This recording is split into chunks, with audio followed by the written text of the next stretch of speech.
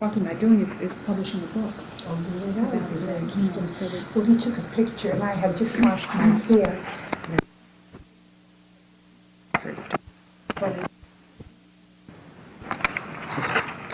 This is Judy Holzer at the Hastings Cottage interviewing Olga Mullen on the 3rd of May. First, would you tell me where you were born? I was born And when? 66 years ago in the house on 101 Southside Avenue. It's still standing, and I was born there. I haven't lived there for 66 years. I've been there 50 years. When I was about 11, the landlord moved everyone out of the building in order to install tubs, the modern white porcelain tubs. Before then, we just had a commode and no tub, no hot water, and no sink in the bathroom. Did you get hot water at that time? No hot water. We made the water on the stove, and there was no tank. And then the baths were given in iron metal tubs, and the tub was kept under the bed. And mostly Saturdays, the tub would come out. You had a real Saturday night Right, bath. right. And so then after that, the whole building was moved out, except one tenant. He left one lady living there.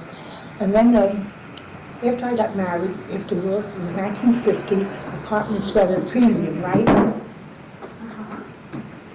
The war people were coming back and marriages were, going full blast. So we decided to move back there. And then I had to pay the landlady or the janitor to give her $100 to get me on the list. It was that, hard to get an apartment in 1950. So I've been there 50 years, all told, and I liked it because you see the view of the Washington Bridge on the left, and the Tappan Zee on the right. And I understand at one point you had a view of a bridge that went over to the waterfront. Yes, we used to play on the bridge, and at 9 o'clock the whistle would blow, and all the children, if you weren't home, your father would say to your mother, it's 10 after 9 and you're still not home. And we used to play on the bridge, and when the engines would come with the smoke, we would run and get into the smoke, have fun that way. It was a lovely bridge, and we were never told to stay off it. We never jumped off it. There was no graffiti written on the buildings, even though it was the poorer neighborhood. The only graffiti you would see was in the spring, the hopscotch games that children take out to. But the buildings were never, ever, if I remember correctly, they were never, the way they are today. Mm-hmm. Mm-hmm. Okay. There's several different areas I'd like to ask you about, and we'll start out with work. Did you work on the Hastings waterfront? Yes, yes, I worked there in 1941. I started in the wire mill, and the war had started December 7th, and they called us. And that was at Anaconda. Anaconda. Mm-hmm. And we were winding wire for the cable that was going to be used on the ships. And then, I was there only a month in the mill, and then, as the boys were going, the jobs became more available in the offices, and I worked in the office for about 11 years straight until. So you spent most of your time in the office? And most in the office. Can you tell me a little bit about the mill, about what work you did? Well, the mill, I used to write production orders for the mill, and I had to go to the mill every day and deliver it to the foreman. And it was a very good company. As I said, they got the Navy E. I know you were part of that. Right. We were all part of it. And it was a very fair company, I think, but there were little bit strikes, and maybe with the modern technology, there's no more need for that kind of cable, Mm-hmm. Now, when you were working in the mill itself, did you have to wear any special clothing? Yes, as a matter of fact, I was very thin in those days, and maybe I was undernourished, but anyhow, I was very thin, and I looked very young. So we came in and we had to wear navy blue dresses. They were smock type, full length. Uh-huh. The kind maybe a full length smock. A cotton smock with a white collar and low shoes. And then you had to be careful to wear the right shoes. They had to be safety shoes. What made them safety shoes? Well, because the reel could fall on your, they had a piece of metal in the front of the toe part, so in case something should fall or reel or whatever, Because it was very heavy. Right. And when I came there, men were all sitting at the tables in the recreation room, and they said, boy, they're robbing the cradle. When I was younger, in fact, they called me Junior. I wish I had some of that weight off now. Were you one of the youngest ones Right. around? Or you Yeah, just- right. And then things became, they really needed help, and they went on shifts, which was unusual. They didn't have too many shifts in the old days, but then we were working 11 to 7 midnight. So it worked around the clock. Right. And then the barges would pull in with the copper pigs, and we'd run out there. And then when our boys started to come home, they allowed us to run on the wharf there, and we'd be all waving to the boys more, you know. But my mother worked there, my father worked there, my sister Well, your father worked worked there too. My father, my sister, 2 sisters, my brother worked there, and my 2 brothers worked there. In fact, it was family, everybody worked there. And during Christmas, you'd all get a ham. So sometimes if you had 3 people, You mean get the all, company would give you a they ham? did a free ham for Oh. Christmas as a Was that to every family? To everybody that worked there. And then if you had 3 people working there, you got 3 hams, you know, and they gave that. My goodness, what did you have 10 Yeah, hands? right. But see, at that time, some of us were married, not living at home, and Yeah, so you whatever. could use more. But and then they would have, once a year, they'd have a picnic for the employees, and they all came, you know, and had a great time. But it's sad to see that it has gone. I never thought it would, you know, move out of town. That was like everybody working out of Compton. Yeah, well, there was a And whole Zins's world. chemical company. My father didn't work there. He didn't like to die. But Mr. Zinsser was a great man. And I'm sorry to see that they took the chimney smoke down. There was a chimney smoke up to about, within this last 10 years, and it was huge. It was maybe 3 stories high. That was on the water? On the waterfront, and you see it from all areas. And it had his name, Zinsser. Oh, I haven't ever down. seen Right. pictures, that's right. And Mr. Zinsser was a kind man, and during the Depression years, when things were bad, he was like he would play Santa Claus. I remember him distributing toys to the, you know, well, we were all underprivileged, I guess, but they left it in the municipal building, and it was not welfare. I don't remember welfare even. The only welfare that I remember, at today's time, we'll go to garage sales, and we'd love to go to house sales, and pick them back. You know, we love it. But in those days, when you really needed it, you wouldn't go. There was no such thing as a garage sale or house sale. But one day there was a committee called the Mayor's Relief Committee in Hastings, and they opened up a shop a few times on Main Street to sell secondhand clothing. Uh-huh. They never made out because people were too proud to go in. My mother wouldn't Oh. be caught dead in a place like that, and either we were young. So That we was didn't know. organized by the village? It was, well, they called it, I remember the name, Mayor's Relief Committee. The mayor probably, they had a women who were, you know, I would say they were better off or whatever, and they organized it. But I don't think the people of the village, which was the poorer neighborhood, they didn't, they wouldn't go there because they were too proud, you know. Do you think that was partly because of some of the tension that you felt in school? Or, Yes, I think, and another thing, I think the parents, while they did their housework for the women in the manor, they still had a lot of pride. In other words, they didn't want it for nothing, and they wouldn't mind exchanging clothing. When my mother didn't work for other people. My mother was the school janitress though for many years. Was the what? She was the school janitress for many women. Oh. They hired women. Was that during the war?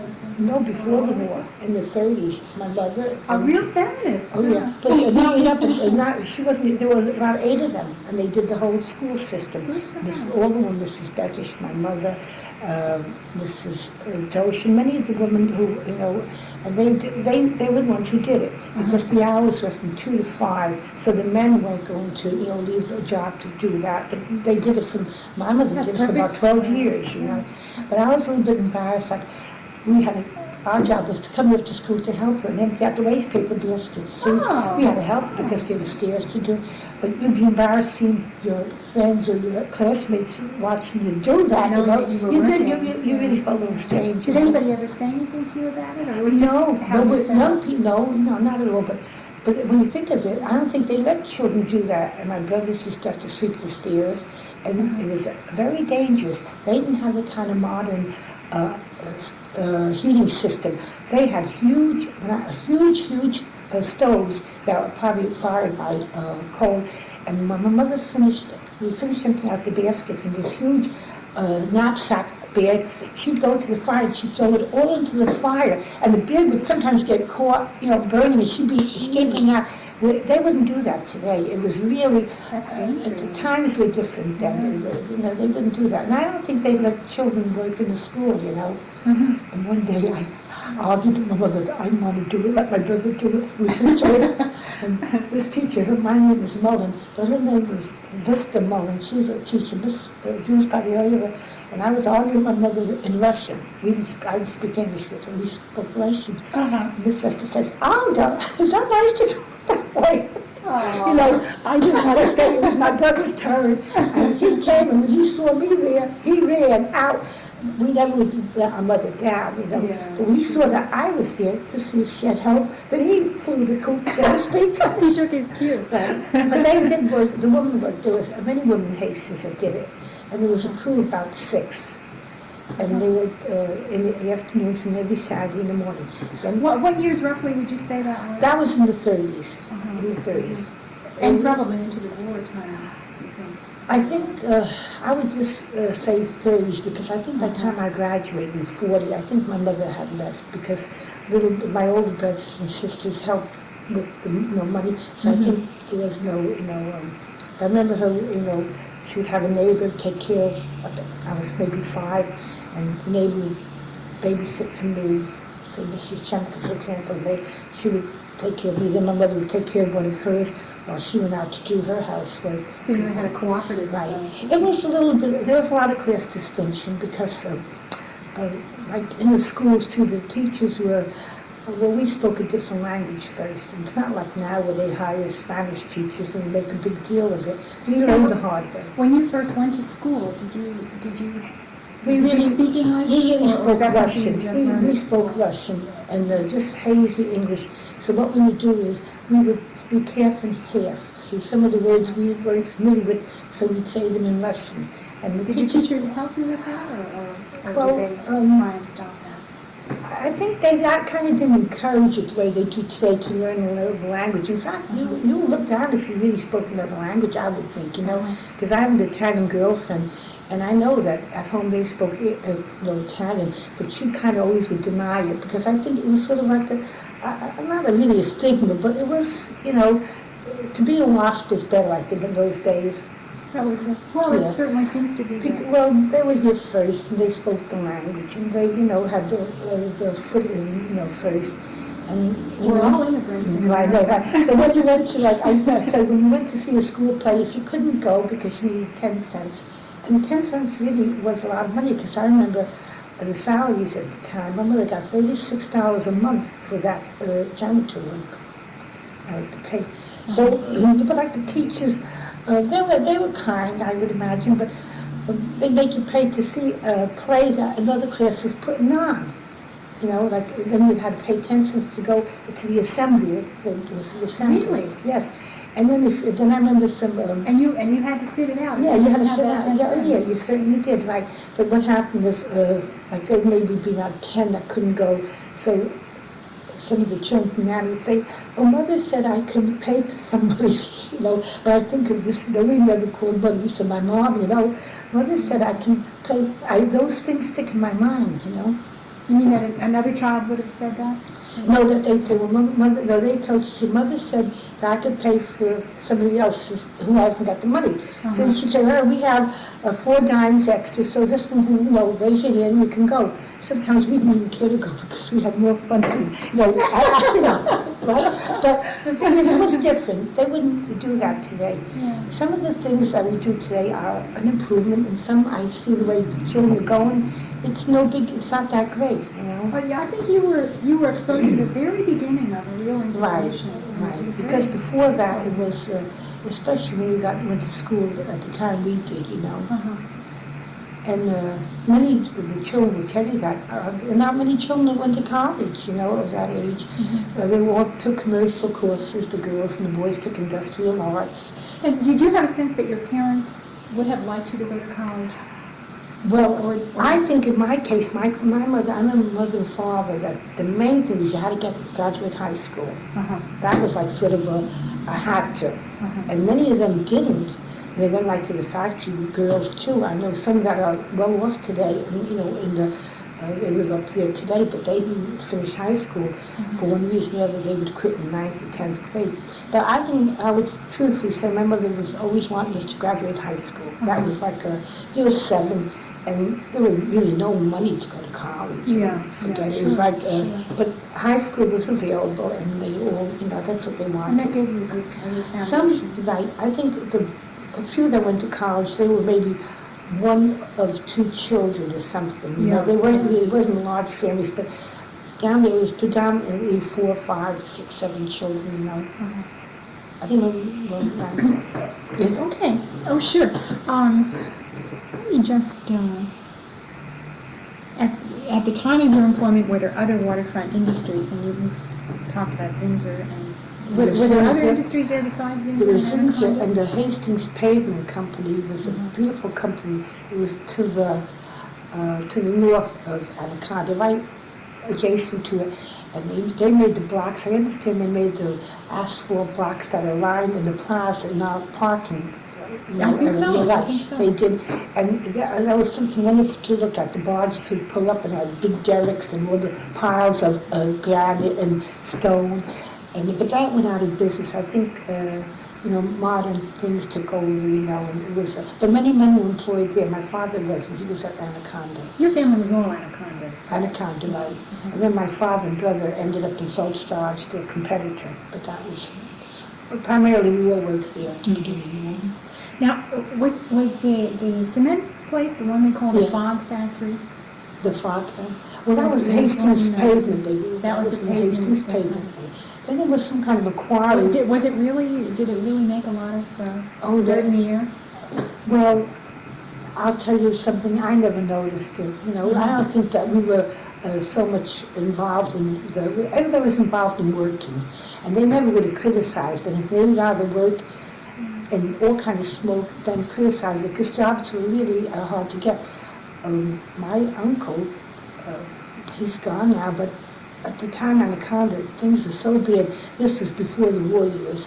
The people would go down, men would try to crash the gate to get to the, you know, to where the bosses. He'd call a few people and say, "Well, I'll take you and you." Well, in fact, they had to have the militia there one time because, in fact, my uncle had a beaten on his head. And that was which company would do this? Anaconda. It was called a conduit in those days. So they had regular employees, and then they had periodic. Right. That was before the union. Yeah, before the union came in, you know, and then before it became unionized. It was. I guess it was that was in the 20s, I'd say, during Prohibition time. Jobs were really scarce. When they talk about selling apples on the street, we didn't have that in Hastings, but it was really rough because, and you know, for the women to go and do the housework, you know, they worked for $1 a day in those days, you know, doing the ironing and it was well, butter then again was only maybe 17 cents a pound. So, but it still was a bad time. It was a bad time. And now, when you think of all the children's clothing that people have, you forget it. In those days, you were, you know, you just managed your winter coats and things like that. You know. Can you describe the waterfront for me? Can you start at the Zinsser area? Can you describe how you thought the waterfront? The way I remember it, Zinsser was to the left, and then there was a sort of a small dumping place. I remember because there was a dumping place that you wouldn't have today because of the ecology. And then there was a dumping place. What did they dump there? Was that village? Not village. It was sort of like, we used to go there, what we were looking for, there was one at either end, there was at that end, and then where the boat club is, near Robinson, there was another one. They weren't huge dumps, they would dump like, what we looked for and we found was wire, and then we would strip the wire and get the copper from the wire. We all did that, my brothers. And it was on either end of the waterfront Mhm. And then So were those just anaconda dumps, do you think? no, Or in general? but maybe they were. They might have been. But see, I was younger then. But all I knew that. Did you ever worry about the chemical? No, but I knew that you could things find. in We there? knew that you could find copper there, and we Uh-huh. used to go there faithfully. And then we'd find. It wasn't garbage dump. It was sort of like probably from industry. Yeah, I'd say. sure.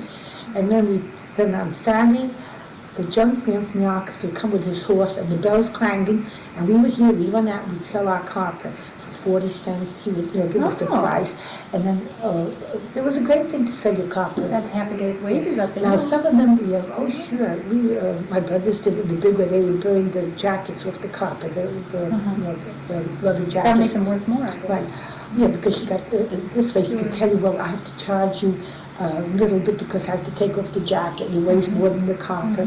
But those were the times. Then there was the Anaconda, then the Hastings pavement, and the Anaconda had the south and the north mill, so they really took up most of the waterfront. And then you had the boat club that was there many, many years. And When we do you think that started? the boat club, oh, I would say in the 20s. It was kind of exclusive. They used to have, Who used it? well, the people who mattered that had the boats, it was more, but now it's everybody, So there's they no had more. private docks? there. Private docks, oh yes. And then they moored their boats right in the water, and we would swim out to the boats, or every day, in the summertime, and hang on to the boats, and then they'd come with, there was a rowboat, they'd paddle us off the boat, right? But we were good swimmers because we swam, and they would be kind. Sometimes they'd let you hang on, they'd give you a little ride. They were kind. But the river, I don't remember it being polluted the way it is today. Did you have any sense of pollution from the chemical plant? I wouldn't say so. The only thing I remember is, like, in fact, I worked in the asbestos department in Anaconda. You had to bring, I was a timekeeper, and when I think of it now, it's so dangerous to say asbestos. But Zinsser... Now, tell me about that a little bit. Well, what did you do with the asbestos? Well, I had no, when we wound the wires for we were in the department, but I really, they would put the asbestos around the cables. Insulation. Insulation, Yeah. right, and then they put the jacket, whatever, rubber jacket, whatever kind, sometimes aluminum lead jacket. But the thing And you is, dealt directly with it? well, I myself didn't, because I was down there every day bringing the orders to the foreman, and I was the timekeeper, so I spent time in the mill, and I did work in it. I worked before it was called the asbestos department, but that was a big department down there. Asbestos was a big department, so maybe it probably wouldn't be going today because of the asbestos situation. Nobody knew at that No. time. And the Zinsser, to me, that was the only chemical that I remember. The dye in the water, you'd go down there to the water to pick out copper, and you'd see red and blue and green and purple water because the dye had gone in. Now, I would How imagine... did it look? Was it pretty, or was it It was bright? beautiful, yeah. No, it wasn't well, we thought it was great, and nobody complained about it, and... I understand people got colored bathing suits. They come on, call bases, right? And then another come from work, they'd be all purple, and Mr. Phil Poach right there, he died early. Now, he was a man that died in his 40s, and he worked there. So we'll never know whether that was, the reason he died. Did you have any sense that there were any diseases that people were prone to because they worked in any of the No, industries? we never heard of cancer, too, in the 40s. The way the only thing is, we never heard of cancer the way you hear about it now, or heart. Yeah, and when you had your mumps, chickenpox, they did have a terrible quarantine system. Dr. Wyman, Dr. Jenks, they were old doctors when I was young. They put the sign on the quarantine sign, and then you couldn't go out for quite a while. We thought it was terrible to be quarantined. Sure. But I don't know whether it was, but then again, many women, my mother, we lived in the other apartment house, there were 6 apartments. And when my mother was in her 40s, 5 of the women died. And Mrs. Kistler died. In each apartment. Annie's mother? Andy's mother died. Miss Coper died. Mr. Stowski died. Every one of them died by my mother. And I was younger then. I said, let's move out of here. All the mothers are dying. But I don't know what they died of. But Were they sick, or did well, they suddenly die? no, they were sick, and I would imagine maybe they needed hysterectomies. You never heard of hysterectomies in those days, you know. I really never heard of hysterectomies till I was well in my 20s, and I'm 60. Nobody knew if they were bleeding or anything like Right, that. and they probably didn't handle it the way they do today, you know, the pap tests and whatever. I don't know what they died from, but they weren't ailing them. I think someone said something. And there were no men that seemed to have this thing. No, the men lived long. Mr. Kissel lived to 92, but luckily my mother just died 2 years ago. We had a nice long time.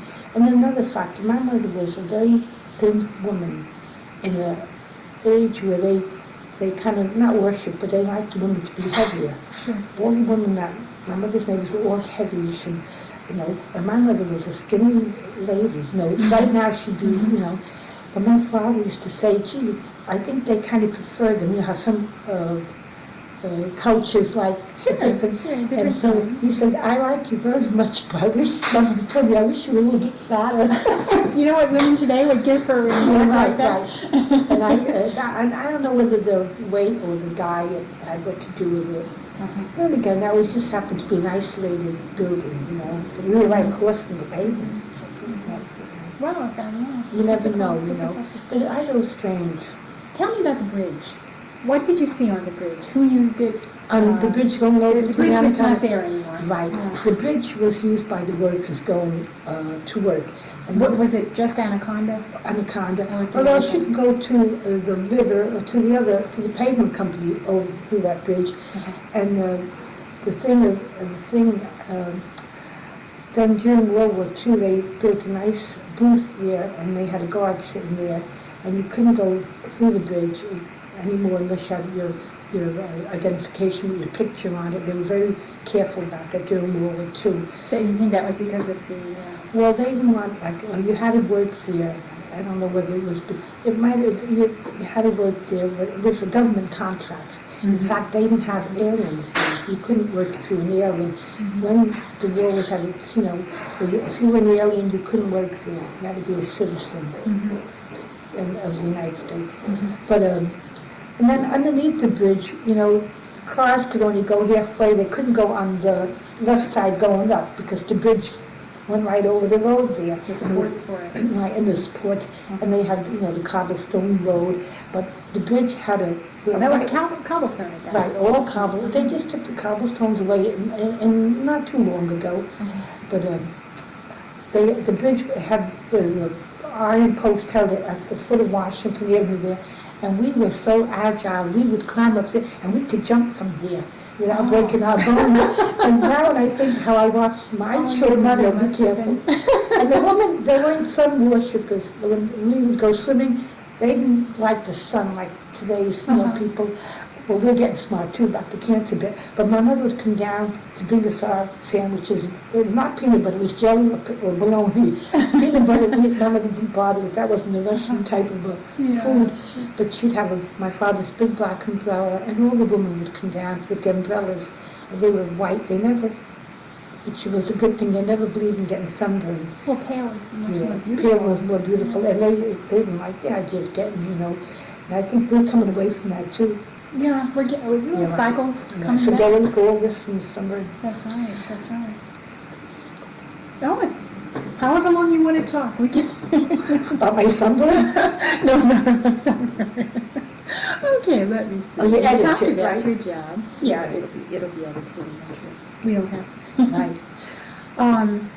Was your job dangerous? I guess in the office it was not Mine dangerous. was not dangerous. You said to your feet. Right, it wasn't had these dangerous. special Right. shoes? When you went down the mill, you had to wear, they wanted you to wear safety shoes that the men wore. But the mill was dangerous. The fella, there was a fella that really got killed in the machine. What happened? It was in the late 1930s. He was running a machine and he failed to put the safety. When you stop the machine, you have Do the you know what safety kind of thing. machine he was running? It was one of the wire machines, and he was sucked into it, and he was torn to... Something that was curling up the Right, he was wire. torn to shreds. So it was an isolated case where he was killed. I think I heard he came from Pennsylvania to work here because we had a lot of Pennsylvania people migrate to Westchester because the jobs were better than in Pennsylvania. Coal mines were going down. But did you have any sense that accident changed anything as far as the care that Anaconda took of its employees? Well, I think that they must have had a good case, but it wasn't the time where people, the way they sued today, every little thing. But I think when the unions came in, when the unions came in, I think that they were more watching, a lot of watchdogs. Was this before the union? This is before the way I remember it, they had a union there, but it wasn't what they call a closed shop. Mm-hmm. See, and then when I got to work there, it was closed shop. You had to join. Once you were hired, you became, that's a closed shop. That's what that means. Do you know when it became a closed shop? I would say in the late 30s. I mean, I think before that, it was like kind of hit and miss, There was a time where the unions had a struggle. Unions are good and they're bad. They're both, both ways. Sure. But I think that in the 30s, I think they still were not closed shop. But then they had all the meetings and the voting, and they made it. And they had a big strike lasted 3 months while I was there. It struck in February in 1946, and I was lucky since I was in the production. I was paid because I was salaried. That was when you were in the office. In the office, right? But the millmen, they didn't get paid. And now, why do you think this strike happened? At that point, there was an opening shop. It was I think it was closed. It was closed at that point. Well, I think, and that was a long strike for 3 months. What were they striking for? Do you remember? Well, I think they wanted money. Probably was a big factor, money, and then the benefits. Getting the medical and the medical benefits. The people always needed that. Well, those are still big issues. All right, I'll do my work. Are you going to edit this? Are you going to? No, I mean, this isn't going on, is it? Huh? This isn't going on. Sure. I'm going to edit it. No, it'll be edited. Naturally, good. Was there any kind of workers' compensation or medical insurance for anybody who was? There must have been smaller injuries there. Right. Oh, there were like my father. You were about to tell me how Anaconda took care of its employees, whether it did take care of its employees in terms of health care. Well, I think... What kind of concern it showed? I think they were very fair. They had a nurse on the grounds, right, in the building all the time. They had their own doctor, and if you didn't feel well, they took care of you. They didn't encourage you to work if you didn't feel well. I thought they were pretty fair. Like I said, they gave a Christmas party, and I think they knew the people personally, the management.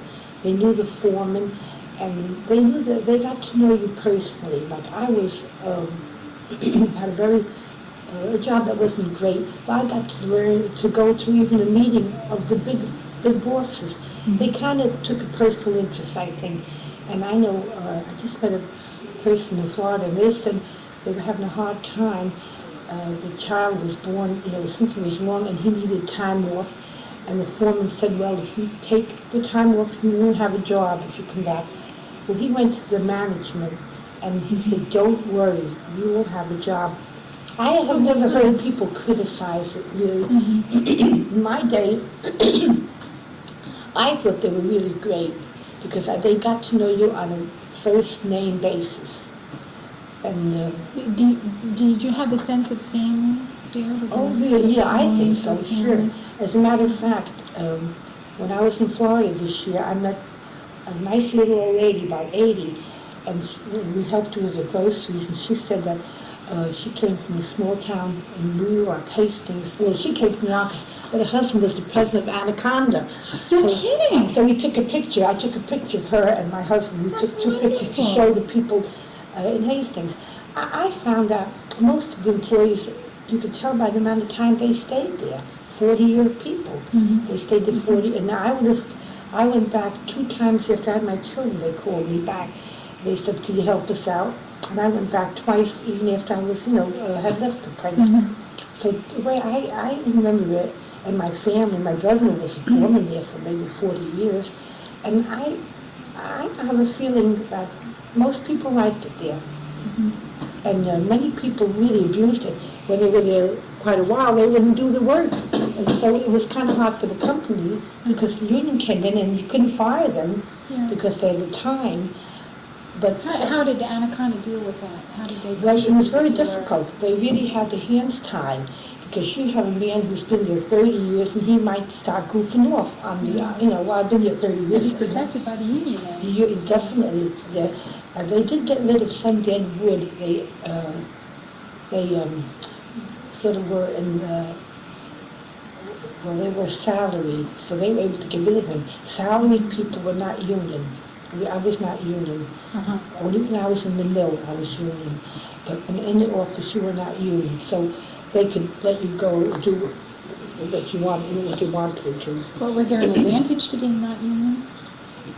Well, really, no, because if they wanted to lay you off for any reason, they could do it. And you couldn't go to anywhere. So the most desirable would be the union on the whole, but then it had its evils too, although I'm not too much in the way, say, if you have the union, you could not work as hard as the next fella, and you'd still be kept. And then you always had people who were the type that would try to not do their share, Sure. And then most people that I knew would do their share or more because they were the type that would work hard. I would say by and large the Anaconda was fair to their employees. They gave a huge picnic in Hartsdale, and they'd have buses to transport people who couldn't have cars. Was that during the summer? And they paid oh yes, and the women would go and their children, and they would give them everything. Was that everybody in the Everybody. plant? And you didn't have to even work in the plant. They wouldn't, say, do you work there? You'd get on the bus and you'd go there and you'd spend what the did you whole do? day. Right, The tell me whole what you day, did. they'd have watermelon food, and they'd have dancing in the dancing contest, the pole contest, and it was really a great day, especially for people at that time. It was something to look forward to. And then they also had a Christmas party where they gave out Christmas gifts, to the employees and their families, and like they gave everybody a ham. The ham was a big deal. They did. And as I said, to me it was as fair as any place. In fact, I look back on it as a real nice time. Oh, that's And many people that I know, my brother, Pete Kazura, he liked it. My sisters liked it. My brother chose to go to the competitor, Phelps Dodge. Now, was that also in Hastings? Mm-mm. Phelps Dodge? It was in Yonkers, short way, distance way. It was their competitor, their main competitor. But we had a lot of Yonkers people coming here. How did that compare to here? Was that? It was really the same. They were both big giants at the time, big giants. But some Yonkers people preferred to work in Anaconda, Hastings, and some Hastings people worked there, So there was not a clear preference, it was just individual choice. Right, it was just individual choice. Okay. Let's talk a little bit about the unions. Why do you think the unions originated? Do you think it was basically salary? Right, or salary, and then you had more job security. Like they couldn't pull nepotism, right? And they couldn't let you go because of some other reason that they might, maybe don't like the way you look. Now, do you think working conditions had anything to do with why the unions came in? Yes, the unions had to come in because they could let you work at whatever hours they wanted at their discretion. The laws were kind of... So you really pretty much had to come in whenever they told you to come in? Yeah, right. And the unions protected workers? Right, they set it down, the pattern, we worked certain hours, and then I know there was laws where you could only work X amount of hours in taking time off. I mean, you could work, I forgot the amount of hours, but you could work maybe 16 hours, and then you do have to get time off, because they can make you work around the clock, And you had to do that around the clock if they thought you were needed. Well, see, most people didn't mind because it was the money. The people needed the money. See, they didn't care. Overtime, I remember my father used to love to work overtime. They wanted it, and it meant more money. In the time when money was scarce. What did you think that the village thought about the unions? Was that, Well, was there a sense of conflict there? Or? Not really. I think that the Anaconda helped the village by the taxes, and it kept the stores going, the small shops. We didn't have A&P in the 40s even. We had small grocery stores and none of this, no wagon getting you taking the groceries off the shelf. And it started in the 40s when they started the supermarkets. So Hastings loved the Anaconda and the civil service. They needed it. In fact, it was pathetic when they were going out of business, when they chose to leave. It was a big thing. It was on television. They tried to get them to stay. But Anaconda was really from Hastings, many people bought their homes in the better part of the neighborhood because of their work in Anaconda. Sure, some of them, my uncle worked in the cemetery, but most people worked in the Anaconda in Hastings. And I don't remember too many complaints, really, Now, there was a strike in the 60s, is that right? Right, that was the final one. But you mentioned an earlier strike. There was a larger strike in 1946. They went out in February, and it was a very cold month. And at the foot of the bridge, up the hill, they had The bridge that you lived. Right, they had the Union Hall, and that was a former tavern. But the Union. And that was across the street from where you lived? It was on the same side, on the same side. When the bridge came this way, the bridge ended here, and the Union Hall was right there. It was there not too well until the place folded. And so you saw this from here? Yeah, right. And then they built a huge igloo the month of the strike because it was so cold. Not like it was so cold that February. Well, now, what do you mean by an igloo? They added men to kill time while they were picketing, and so they built a huge frozen igloo. It lasted for weeks. Did they make it out of ice blocks? Yeah, it was such a cold month. How big was it? It was big. You could go in it. You could walk in right into it, and it gave us something to do. It was something like And was curved. It was round. Round. It was a real igloo. And it was round, and the men had to stay around the clock at that point. They had to picket around the clock, 12 o'clock, midnight. So they moved around and did that. And then the strike lasted until May. Oh, it lasted 3 months. It was enough time. And the union had other companies giving like food supplies to our local. They all kind of chip in. So the union kept you afloat. Right. The union would help, and the company, they just kept a skeleton's crew of what they called salary employees that were not union, and they did most of the work. They worked. So they continued to function during this No, time? they didn't. What they did was they have the New York office at 25 Broadway down near the Battery. And the office helped. I worked there for a week. The office were consigned to go there to carry on orders were coming in from companies, and the salaried employees went to the office. Not all of them, but we all staggered. Like so nobody crossed that bridge? No one crossed the bridge. No, sir. No one could cross the bridge. Did you see any violence? Was there any? No, not then. The cops would come a few times, but there's really no violence. I remember... Mostly demonstrations? Mostly demonstrations. And then they would have the megaphone speakers down there. I would imagine that the executives were able to go to do whatever they had to do here. Maybe by another bridge? Right, because they could go through the... they didn't have them picketing there. Where the railroad station is? They were picketing there, two exits. But I don't know when the law probably allowed the executives to keep the place so like pipes and very, they might have had that type of a skeleton crew. But it was a pitiful time for most people. They felt it, and some would say it was hardly worth going on strike because the monies you lost.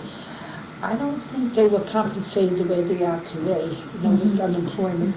They used to get what they called the 42 Club. They would get $42 from the unemployment, from the state unemployment. But how long $42? As a matter of fact, my husband was laid off that time, and he would be getting $42, a week. And I had my children young. $42 a week. $42 a week from the unemployment. Uh-huh. So my two children were young, and we decided he went looking for work, and the jobs they were offering to him would pay about $56 or $60. So in reality, he would be going to work for about $12 or $13 because he was getting $42. So what we did, my husband was able for 9 months then, and I went to work. And he was with Anaconda at this time. With Anaconda, he was able for 9 months. So what we did was, I went to work, and he stayed home to take care of the children. I went to work near a battery place in Elm Street, and I was getting $60 a week. So his 42, we were better off for him to stay home and take care of the two children, and I went to work. Because if he went to work, they knew you were on strike, and they wouldn't hire you, and they didn't want you because they thought with the strike was over, you'd be going back. So you were kind of in a spot there. Yeah. And the salaries weren't that great in those days. It was about 60 or 70. So when I went to work, I can't think of the hearing place I went to work, and I worked for 9 months, and then when the strike was over, he went back to work and I stayed home. I bet that It was $42 a day. We called it the 42 Club. That's all you got. Did you go somewhere and pick this money up, or how did that Well, you went to, work? you had your book, the government gives you a book, and you went to Yonkers and to the unemployment office. And it wasn't as sophisticated as it is today, they get hundreds of dollars. And you went there and you got your $42 and they stamped the book. And that was only good for a certain time too. That ran out after a certain amount of weeks. You didn't get that. So many people sent their wives, well, I was able to go there, but you went to work and you supplemented it. Because if he went to work, he'd maybe get another $20 more, and he might as well. And he'd lose his job. Yeah, right. Sure, right. And he wouldn't be making as much, you know. So he worked out. But it was a bad time for people, and especially if they would try to educate their children by then, you know. And they didn't have dental plan and things like that. You know? Yeah, you told me over the phone the children went to a local dentist only if they had trouble. Oh, right, and then it was really, you went to the dentist when you were up all night long crying with a toothache, then the next day your mother would take you to the dentist and you would extract it usually, because that time it would be too late. It wasn't a regular dental type of there were so many other things that they had to worry about that would be probably, you get your tooth pulled, that was it, you know. Now, how about medical care? Did you have any kind of preventive any physical exams or anything like that? Well, you know, the Anaconda was, you had to get an exam. They had the doctor on the premises, and he examined you, and, you know, I got examined. Everybody got examined to make sure that they were in good health. And they did that, and then if you got hurt down there, they had the company doctor. And how about families of workers? Were they taken care of in any way? Well, that's what I think the unions were fighting for. See, it wasn't too great at the beginning, you know, but then as the unions took over, they made demands on medical benefits, and I know to this day, my brother-in-law, he was a foreman, so he still gets benefits from Anaconda. He gets all his medical things paid and things like that. Oh yeah, but they were the lucky ones. They were the ones that were salaried. But it was So the union people were... right. So I feel sorry for many union people. I know two fellows that live across from me, two bachelors. They happened to lose their jobs and they were only 58, or 55 even. And what happened was they weren't entitled to their pensions until they reached a certain age. And then they were too young also to go Social Security. So they really were in a pickle, you know. If you retire, that's how many places have the amount of years. If you're there 40 years, no matter if you're 56, you get your money. But I think they had an age limit there, and if you weren't that age, you had to wait till the age, you know. And the way the dollar has changed today, you know, from then to there, it's really a pittance. That's right. The strike that was in 1960, how did that compare to the one that you saw earlier? Well, I think they were almost on their way out in 60. They were almost out. I forgot when they closed down. I don't know. I don't really know. I know the one that... Maybe it's 72 or something like that. Right. Well, that was the 60 was the one my husband, that was the one my husband, and then he never went back. He never went back. He got a better job in Precision Valve, and he stayed there till he retired. So it wasn't the end of the world. But when they shut down, it was very, very hard for many people. That was their life. Some people lived and breathed Anaconda, you know. Sure. The workers did.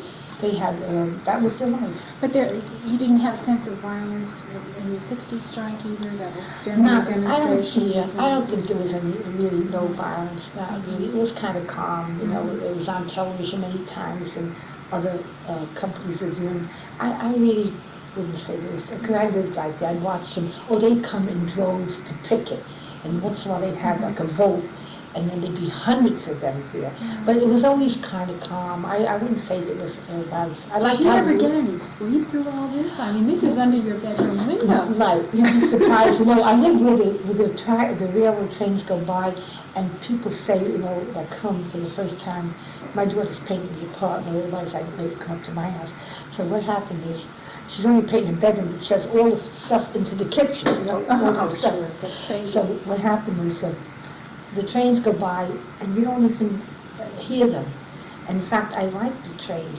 They used to lull the children to bed. You know, you get to put a child in a quiet room where the trees are. I visit my daughter's train. I would stay there, and you hear a tree blowing. But here, and the child lays in bed for about an hour, try to fall asleep. But the trains lull you to sleep. Yeah. You don't even hear them, you know. And the whistles. And the boats. Talk to me about the whistle. The boats going up the whistle. Oh, that's right. Right. And we used to we'd walk from Hastings to the city line, Yonkers, and you'd take the trolley for a nickel, and then you'd take the ferry for 10 cents and go to Alpine, and then walk right across to where you live, you know, facing our house. We'd go to the other side of the river. Oh. And it was Would that be a day out? A day out on a Sunday or whatever, you know. And then we had people from I guess they were from New York and maybe Brooklyn. They would come on the weekend with their canoes, and the waterfront there, they had, it was like a little island still there. And we were young then, and we never saw a canoe. We'd come out there, and we'd hang around them, and there were couples, and they had the canoes, and they would be campers. It was beautiful down there. That must have been lovely. No more. Did you have a chance to use the waterfront at all for any kind of recreation? You said you used to jump off the we swam there. sides. We swam a lot. I would say the recreation is the swimming. Swimming all the time. Did adults do that too? Adults, oh sure, adults, we all did. It would be the river, we call it, and we choose our favorite, Big Stone. But we got to know, we got to know how to cross the railroad tracks we had to cross the tracks, and we would learn how to do that without touching the third rail. So we might be called, they called children the streetwise, but we were riverwise. We used to call ourselves the river rats, too. And they did have large rats there. You know, we'd be sitting on one of the big slabs, right? And the huge, but they never bothered us. They're still there. And I'm telling you, hundreds of people on them. One summer day would be down there, you know, and swimming and getting sunburned. And I was already a grown woman. And then when my daughters were about like 11, we went down there, and people did, but we were kind of afraid to let them in the water like we used to go. Yeah. When the tide would come in, there'd be seaweed, and sometimes you'd see something floating around, you know. You started to see more pollution and that sort of Oh, yes. See, you didn't have a sense of pollution? No, not then. But I think it got worse as the years went by. And then we had underneath the bridge, or the village bridge, they had a little playground where the pond is now. Yeah, the village bridge is the one, not where you live. No, the main one going on water. They had a nice little, I think the people that own this, she owns that property too. Oh, that park. Yeah, the park. That was lovely. And it was a beautiful park there. What did you do there? Oh, they had slides, and they had swings, and they had a recreation department coming down there. And they had that big pond. We never swam in that pond. It's something that, it looked too, like a lot of moss, moss. It didn't look, but we used to go down there. There was a waterfall that came down, and it fed into that pond. right underneath, it's probably still there. When they made the youth center in Hastings, they cut it out. It was a beautiful spot. You could see it right from the street. If you're walking on Main Street, you could see the waterfall. You'd stand and watch it. It was a miniature Niagara Falls. But when the So it was a lot of water. It was a lot. Oh, it kept going, and just like a water, kept gushing and gushing. It was a waterfall. Very, very unique. And then did it then go down to the river from the pond? It would go down to it would work its way down to the brook, and then it would empty out to the river. All the way down. And they had two beautiful little bridges, but they were like the Japanese type bridges built under the bridge where you park your cars now. And they got rid of all that. It was beautiful. Oh, that's too bad. Green, grass, a beautiful place for children to play. You didn't get into any trouble. You took your lunch and you stayed there the whole day, and your mother knew where you were. That was another weekend outing that you would have... No, this was an everyday thing. In summertime, where were you to play this? When you were trying to manage your children, you would Right. take them up there, or as a... We went there ourselves when we were children because there was no place to go. Where were we going to play? They didn't have the cars for your mother to take you to the beach and play there. So you went down underneath the bridge and you sat all day and you played with plastic dolls or whatever. Tell me about the whistle that The 9 o'clock whistle. the whistle that appeared throughout the day, and when did it blow, and how did that affect your life? Well, today they have from I guess the municipal building. In those days, the whistle blew from a factory. And Do you know which one? I would say it was the Anaconda, because even when the other company went, it would blow, and I don't know whether it blew for their benefit, for the men to stop working or something at 9 o'clock. But when it blew at 9 o'clock, for years and years, you weren't outside. You were ready to go home. That was get home. The 9 o'clock whistle blew. You're still not home. You go to the library, and the library closed at 9. So sometimes you'd stop to. There was one ice cream parlor in Hastings called Blooming's. He made his own ice cream. It was out of this world. And then he shut down. But the 9 o'clock whistle blew, and you kind of looked for it. And then all of a sudden it disappeared. Well, now, did it blow only at 9 o'clock in the evening? Didn't it blow during the day at all? Well, it blew at lunchtime. Lunchtime, blew 12 o'clock. So I think it was, when it blew 12 o'clock, it didn't kind of bother. It was like for the men. They had to come right back and the lunch break was over. But I never could understand why it was a 9 o'clock whistle in Hastings for years and years. I never knew why they blew, unless maybe the 4 to 12 shift, that was their break. That was their lunchtime. Their lunch break. Sure. But Well, that makes sense, doesn't it? I would imagine that's That what would it be was their for. break. Yeah. Sure. By 9 o'clock you had your 4 hours and Yeah, that's right. Yeah, see there, you figured it out. All right, let me see. Oh, you talked about your house. Did you do any gardening? Is there a place where you grew? well, it was strange. When World War II came, people all went garden crazy. They were starting to grow their own vegetables. Now where? But they didn't have. we didn't have anywhere to do it. Well, yes. In the back of our apartment house, my mother kept rabbits and chickens, and the chickens would lay eggs. And then Did most of the residents have their own animals? Well, what happened is, see, the people that wanted to, there was only limited land, and some people didn't have the knack or they didn't care to. My mother and father, they kept rabbits, and my brothers kept pigeons, and so that was just for fun, But they did have garden. My mother had a garden back there, and my aunt had quite a nice garden. But some people weren't interested. Some old women couldn't, motivate. You had to walk up a wall and stairs, and to get there. And but the gardens came in more.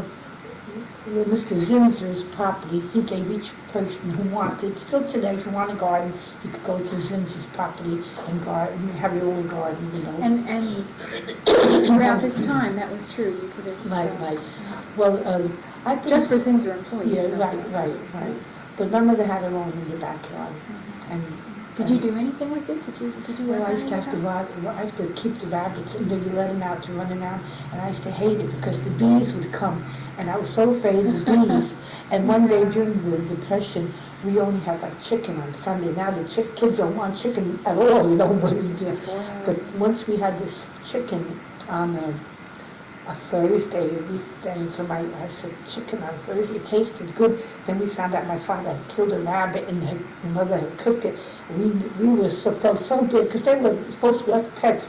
You didn't eat the rabbits? No. He just kept them for pets, and they multiplied, and he just kept them in the backyard. I don't know, he kept them, but we never ate them. But once he did it, he tried to pull one over on us. Put it off as chicken? Chicken, right. My older sister said, this isn't chicken, you know. She said, where's the bones? Is there a different or something?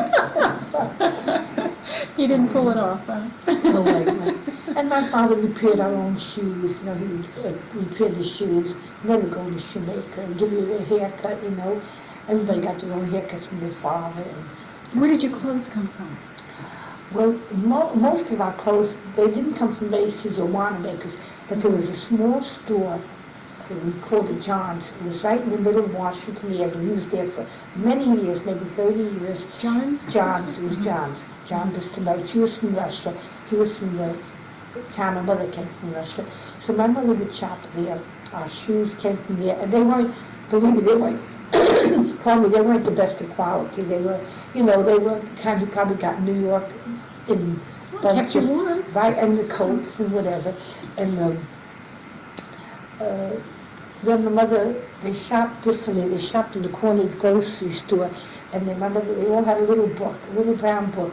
And the butcher and the grocer had a big purple pencil. And what happened is, my mother would buy, and then he would mark it in the book. And at the end of the week, my father got paid, and he went to pay the book. And we lived on the book. So it's more or less like what you might call charging. But they, all the money, all the people had a book. And they ran on the book. No one went there and paid occasionally, but most people had the book, and they bought and they would go every day and buy their milk and their meat. And potatoes, you know, my mother could make something out of nothing. Oh, sure. Let's just talk a little bit about socializing. Were there places where people gathered regularly to... Well, being that there was no television, it was really a nice way to live. There were two clubs down there. It was called the Russian Club, and there was another little Russian club in my building, a smaller one. But in Sigaritsky's, there was a huge club. That was the Russian Club. The Russian Club. And the men... Is that called skis? Skis, right. And then after dinner, the men come home, wash up, eat their dinner, about 7 o'clock, off to the club. It was a ritual. And they would play cards, and maybe they had a drink on the side, whatever. And then they'd come home about... That was every night? Every night. Every single night. And then Saturday night, and then Sundays, if there wasn't a dance, there'd be a Sunday afternoon. But every night, my father would go out and put his clean shirt on, and he'd go, and then he'd be home about 9:30, no later than 10. No, they went to bed already. And I remember we got our first radio. It was my brother. It was a small radio, a little wooden thing, and we'd listen to. I never knew how a president got elected. All I knew was that one day we went to soup, and the next day we had a new president. And you didn't really know about the choosing of a president. I don't know, we had a social studies teacher. Well, that was, I probably was about 9 then, and you know. But my mother even used to watch, she used to listen to Joe Louis fight, you know, she got to know, like, Joe Louis, he was a good hero then, you know. He was a black man, but they said, Joe Louis, he's the greatest, you know. They'd watch There was not a sense that because he was black. No, they just watched television, they listened to it on the thing, and they had no television, they'd see it, but they thought he was great, you know. Because I remember my father listening to Joe Louis fight, you know. Did the women have any socializing place like the men did? Well, I think the women really... Well, the women's socializing was kind of limited, but it was nice. What they would do is, I remember, in the evenings when the men would go to the club, the women, they don't do this today, but it was a nice thing. My mother would get the dishes be done, and then she'd have the free time, and a neighbor would come in. The next door neighbor, the neighbor from upstairs in the apartment house, And they'd come in, and they'd knock on the door, they'd sit down, have a glass of tea, whatever. And there was no like, they'd stay for maybe an hour or two talking about the old country, about children, about present times. And it was nice. It was, and you didn't think anything of it. Today, we are the children of those women, and I was thinking one day, it's kind of sad, to ring somebody's doorbell who knew you all of your life, you feel kind of strange, That's true. What are you doing here? In other words, you'd have, they had a great life that way. And they would sit on the wall, the long wall opposite the railroad track. They'd sit there in the evening. There weren't that many cars going, and they'd sit there in the evening while their children played hopscotch or jump rope. And then they'd be time to go home because they worked. My mother, every Monday, come anything, she had to get the copper thing and boil the clothes. There was rub and boil, and you boil the clothes. You washed it no matter what happened. And they kept like that. Excuse me, I'm so sorry to interrupt. Judy, could I just... Did you go to school in Hastings? Yes.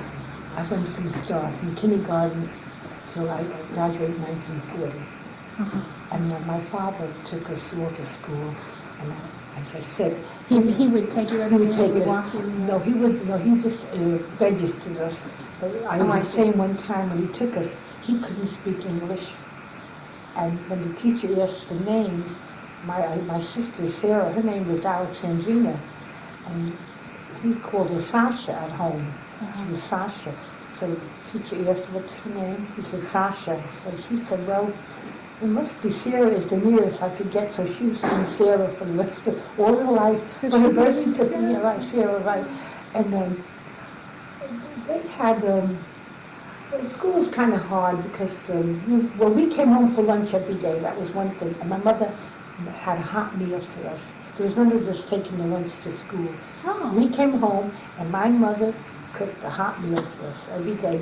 So you had a hot meal at lunchtime and a hot meal in the evening? Yes, we had. There was kind of like in the afternoon, like she would make, I remember her making pork chops. I used to love it, but she'd make them, and then she'd make pancakes, blintzes, and she'd fill them with cheese. And then there were so many of us, we'd have to wait in line because you could only cook a certain amount of blintzes. So she would make a lot of blintzes, and then we'd have the sour cream. And we came home for lunch, and we had hot meals for lunch. We never ate in school. You said on the phone that was the only place that you felt poor. Well, I think in school because we had such a, to me it was a class distinction. In other words, the newly immigrant children were looked, you didn't feel, they wore the clothes a little different too, like they had clothes that you could tell they were Macy's and Wanamakers. And we were always clean. I think our parents kept us very clean. And, there was none of that, but it was just that,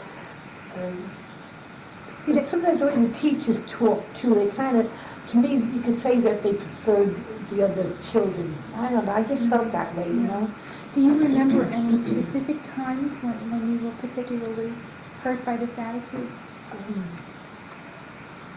Or anyone you knew was hurt by something that a classmate said or a teacher said? Well, I know that they I don't know how to explain it, but I know there was one teacher, and to me, I was only little, about 9, I think, and I'll never forget, I think I missed, I don't know what I missed, a question or something, and I think now when I think of it, she might have been a little of a sadist, so she took me over to me and spanked me, and I was because you missed a question. And I was humiliated, and I said, and when I came over, all the kids laughed, and I'll never forget it. That's awful. That would not have happened to one of the Hill children, you think, if they had missed a question? No, to me, she was a little bit like, I know her name, and she wasn't married at the time, and I was thinking maybe she just, she had now that I'm older, she might have been a little bit, I'm not saying odd, but there was something about her, and yeah. Let me ask you one last thing. And your husband is Scottish. And I've heard about East of Scotland. all right, the and then immigrants here, and I haven't seen Scotland on the list. Well, you're not. How did he get here? Well, what happened is, see, most of the immigrants were Russian, or Polish, Ukrainian, and in Dobbs Ferry they were mostly Italian. Uh-huh. And my sister was Italian, and she told me that they had discrimination there because the married children there, one day she had her over and let her eat spaghetti. And she loved the spaghetti, but they still had this sort of funny, they liked what you gave them, but they thought they were better. To me, they thought they were better. Mm-hmm. I think that's what we got. Because if you didn't think they were better, you wouldn't go working in their houses. See? Don't mind that. Now, When I used to, and then we had a teacher called, I was older than I was about 14, and I used to iron my own clothes, and I was a pretty good ironer. I'll never forget this. good for you. Yeah, I was a pretty good ironer, and I used to work for the wealthy people, but I'll never forget, one day I'm sitting there with this blouse on, and Miss Corliss, her name was Miss Corliss, and she said, Olga, she's kind of a shy teacher, so she got me kind of like wrong, and she said, Olga, who irons all your blouses? I said, I do. And so she noticed. Yeah, so what happened was, she was very kind. She said to me, would I iron her uniforms for her? And I was only about 4, no, but I did, and I was glad to do it. And That was so sweet. yeah, but you know what happened? And when I think of it now, so Miss Corliss would bring me her, and she was kind of shy. Now I think of it, maybe she felt, and I used to get 35 cents for doing it. So she would bring a bag, and she would put 2 of them in there, and I'd iron them for her. And when I think of it now, it's unbelievable. I shouldn't do that, but I did that, and I was very happy to, and I was proud that I could do something, my mother always said I ironed well, you're always competing with your brothers and sisters, but I was a good ironer in the days. If I can do anything else right, I can iron. But as I said Sounds before, like she took a shine to you. she was good, and she was a shy person, I think, But I do think that the main thing is our parents in those days wanted us to get a high school education. That was the main thing. And some went to business school, but not too many. Not many went to college. There was a time where the whole generation, maybe if the government stepped in, or if the teachers stepped in and sort of scholarships, whatever have you now, but they didn't do that. They weren't encouraged really. That's why I think in this country we have so many lawyers and no scientists and mathematicians. It's really a shame.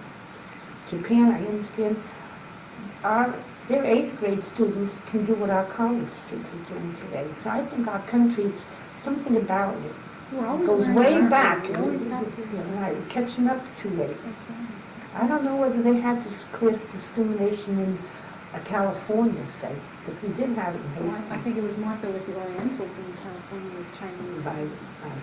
Let me just ask you, were there any other Scottish people around? No. Was your husband My husband, the only one? no, he came late, he came in 48, but the building... So by that time, people were not Right. so... Well, usually people stuck to their own, it was Separated. like, how they have today, you kind of don't go out of your own, blacks don't, white, whatever. But in those days, Now, there what really kind of was some, fit in? well, what happened was he came late, his sister, he came late. But in those days, the Italians married Italians, the Russians married the Russians or Polish. That's what, you kind of didn't, and the Irish flats over there, it was all Irish, we didn't bother with them, and they married Irish. And they probably looked down to a degree on Polish people. Everybody had a little bit, everybody. Yeah. There's always a little bit of snobbery, and no matter what, and but I think it's just that they didn't know one another, and they felt the Polish were maybe strange in ways about them, I think just not knowing, Sure, not that's knowing. right. And That's I know that my mother was Russian, and all her friends were Russian, all married Russian, but then one of her girlfriends from Russia moved to Brooklyn, and she came to this early, when they immigrated here, and she married a Jewish fellow, and my mother, they didn't understand that, that was such how I don't know, right. Anything else?